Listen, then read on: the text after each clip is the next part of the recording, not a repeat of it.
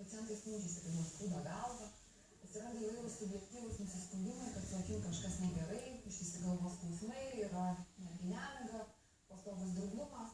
Tai yra dėl to, kad žmonės galvoja, kad nusimsiu akinius ir priversti akis dirbti. Nusimti akinius galima, kaip jau kalbėjau, apie akies tinginės gydymą, kada nori priversti blogai dirbančią akį žiūrėti, kai uždėlė gerai matančią akį.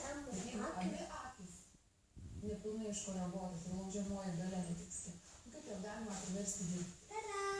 Mokslininkė Zita Janušauskienė geriausių pratimų akims vadina buvimą gryname ore. Taip pat labai svarbi sveika mityba, tinkamas apšvietimas dirbant ir tinkamas poilsio bei miego režimas. O jei gydytojai patarė vartoti vaistinius preparatus, svarbu laikytis visų rekomendacijų. Yra atvejai tikrai to užsispyrimo, kad klausytojai reikia tam tikrą laiką, tam tikrų metų ir būtinai tam tikrų kursų, jeigu vieną dieną gers, visą savaitę dieną gers, ir jie kokias tik įsvaigės, kai įsvėrtos, tai tada jokio negausim efektą. Vėlgi lašinti irgi akis, tas ašaras reikia dažnai, už nuolatos, lašinant būtinai pamirksėti, kad išsitemptų ašaros lėvelį.